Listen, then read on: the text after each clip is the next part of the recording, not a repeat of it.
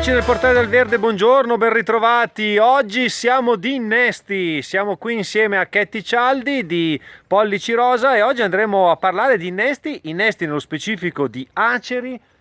A che cosa serve fare un innesto? Serve nel momento in cui abbiamo magari un acerino che c'è nato da seme e magari invece abbiamo il vicino che ha un acero magari molto più bello del nostro, perché l'erba del vicino è sempre la migliore, un bel acero magari giapponese, e vogliamo innestarlo sul nostro acerino, invece chiamiamolo così, palmato comune, insomma. Sì. Ok, cosa si fa in questo caso, Ketty? Buongiorno. Innanzitutto è un'operazione alla portata di Alessandro? Sì, è alla portata di tutti, ci vuole come sempre un pochino di pazienza. Bene, la pazienza e c'è. procurarsi un pochino di attrezzatura. Allora. Nello specifico, intanto dobbiamo avere il nostro portainnesto, cioè la nostra piantina nata spontaneamente. Questa è nata da seme. Questa è nata da seme. Perfetto. Sarà opportuno metterla in un vaso, lasciare che cresca, che ci possa dare, diciamo, una superficie sufficiente a poterci lavorare sopra. Dopodiché andiamo a prelevare la marza, cioè la porzione di vegetazione del tipo di pianta che a noi interessa riprodurre. Quindi andiamo dal vicino, gli diciamo: mi dai un pezzettino della tua pianta? Esatto. Questa è una marza, volendo qui se ne possono ottenere anche due, facendo questa operazione. Perché vi è un nodo all'interno? Esatto, l'importante è lasciare sempre un pochino di vegetazione qui. Ok. Allora, le nostre marze. Altra cosa necessaria, un coltello, anche da cucina, ma che sia ben affilato, che tagli bene e che non rovini la superficie della pianta. Occorre della paraffina. Paraffina. Esatto, Okay. Se non vogliamo andare a comprarne un sacco all'agraria, prendiamo una candela di quelle bianche. Ah, eccola lì, qua ce l'abbiamo la tutte. mettiamo anche in un vecchio barattolo dei pomodori, la facciamo sciogliere sul fuoco. Quando diventa liquida, con un pennello la utilizzeremo per fermare la nostra operazione. Funge da cicatrizza? Cicatrizza, protegge, evita la disidratazione e soprattutto mantiene fermo questo nuovo equilibrio un pochino precario all'inizio che siamo andati a creare. Ok. Allora, la prima operazione è praticare un taglio, si dice a penna, sulla superficie del nostro portainnesto. Bisogna andare giù con decisione ma con delicatezza, praticando un taglio leggermente obliquo. Non so se si riesce a vedere. Si vede. Ok. Questo è pronto. È come la sede pronta. Come una tasca, diciamo. Esatto. Poi prendiamo la nostra marza, dove andremo a procurare un taglio speculare. Ecco qua. Non è detto che alla prima venga nemmeno il vivaista più bravo.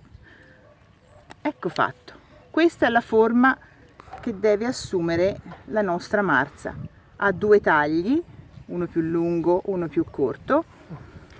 Cosa fondamentale è stare attenti al momento di alloggiarlo e far sì che almeno da un lato combacino. Mamma mia. E che le due pellicine, le chiamiamo noi, insomma le due corteccine, siano perfettamente allineate. A questo punto con un elastico, con il nostro elastico, questo è un elastico che troviamo, diciamo, nelle agrarie, sono linee professionali di produzione, ma va benissimo un qualsiasi elastico di quelli un pochino più spesso, che in casa usiamo anche per fermare il sacchetto dei biscotti. Ok. Ecco qua. Facciamo due nodi per essere sicuri che la pianta sia ferma. A questo punto, con la nostra paraffina, che avremo cura di far sciogliere, ripeto, questa è professionale, ma va benissimo una candela che abbiamo in casa, la facciamo sciogliere. Quando diventa liquida, con un pennello andiamo a cospargere tutta questa parte qua. Ricopriamo tutta la zona occupata dall'elastico, anche qua dietro. Facciamo penetrare un pochino la paraffina anche qua e avremo l'accortezza di mettere una goccia di paraffina anche qua su. Ah, proprio cicatrizziamo tutto. Esatto, per evitare la dispersione di liquidi dall'interno della marza. E dopodiché? Dopodiché bisogna avere pazienza, La parola magica. stare attenti, alloggiare la nostra pianta in un posto riparato, non riparato atmosfericamente, ma attenti a non urtarla, attenti a che non si sposti il nostro innesto, e nel giro di 1 mese e mezzo vedremo i risultati. Quindi la posso tenere anche all'esterno, non necessariamente in una serra? No, va benissimo all'esterno, purché sia riparata e nessuno la urti, perché anche se noi ci mettiamo la paraffina resta sempre però il sole lo può prendere o solo luce? Io direi luce, una ombra luminosa, o perlomeno se qualche ora di sole la deve prendere, che sia quello del mattino e non mai quello cosciente, diciamo, del pomeriggio. Bene, allora adesso faccio la domanda cattiva a Ketty. Ne facciamo 100, Ketty stamattina fa 100 innesti di questi, qual è l'aspettativa di vita? Su 100 quanti attaccano? 95. Diciamo che è una cosa abbastanza... Sì, bisogna stare molto attenti. Successo abbastanza garantito? Sì, bisogna stare molto attenti. L'acero va innestato in estate, deve essere fatto nella stagione calda. Siamo Quindi a cavallo fra la prima quindicina di agosto e la fine di agosto. Deve essere prelevato un materiale sempre bello, deve essere buono, la marza deve essere sana, non deve presentare sbruciacchiature, deve avere quello che si dice un buon tiraggio, perché se noi andiamo ad utilizzare una marza che non ha un buon fogliame, partiamo già svantaggiati. Dobbiamo stare attenti a non rovinare queste porzioni qua, perché sarebbe come voler incollare il manico di un'anfora che è tutto sbreccato. Certo. Non si incollerà mai.